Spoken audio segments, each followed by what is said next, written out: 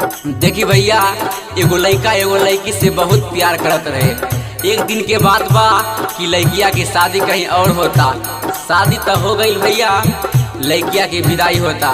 विदाई के घड़ी लड़का फूट फूट के रोवाता और का कहता वह सब कुंदन क्रिमिनल के आवाज में सुनी जा। हाँ दिल बा तोड़ के जाई छिंगे रानिया, हमारा से कहने रही प्यार। दिल बा तोड़ के जाई छिंगे रानिया, हमारा से कहने रही प्यार। अब के ना रहा बौगे रानिया, जाई छही अपन ससुराल। अब के ना जी बौगे रानिया, जाई छही अपन ससुराल। संगही में खेल रही कूद रही, भूल गेली बचपन के प्यार। संगही में खेल रही कूद रही, भूल गेली बचपन के प्यार। अब के ना रहा बौगे रानिया, जाई छही अपन ससुराल। अब के ना जी बौगे रानिया, जाई छही अपन ससुराल।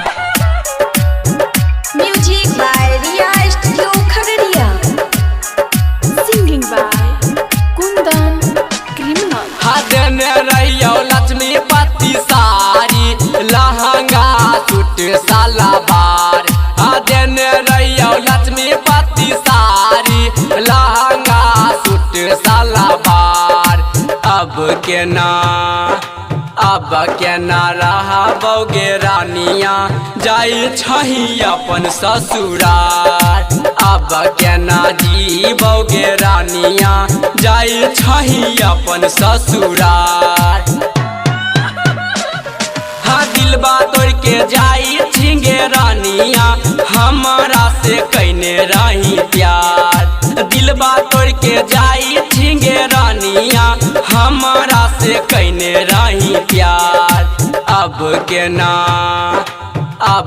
ना रहा बौगे रानिया, जाई छही अपन ससुराल। अब के ना जी बौगे रानिया, जाई छही अपन ससुराल। आप सुन रहे हैं कुंदन क्रिमिनल के आवाज में। Music by Riya studio Khagaria.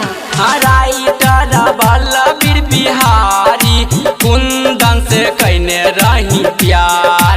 Writer Balbir Bihari, गायानन से कहने रही प्यार।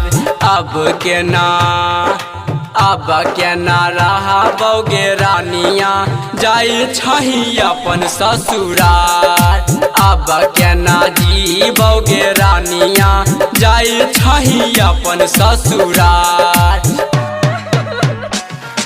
संगही में खेल रही कूद रही, भूल गेली बचपन के प्यार। संगही में खेल रही कूद रही, भूल गेली बचपन के प्यार। अब के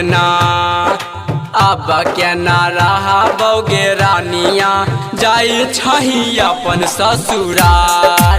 अब के ना जी बौगे रानिया, जाई छही अपन ससुराल।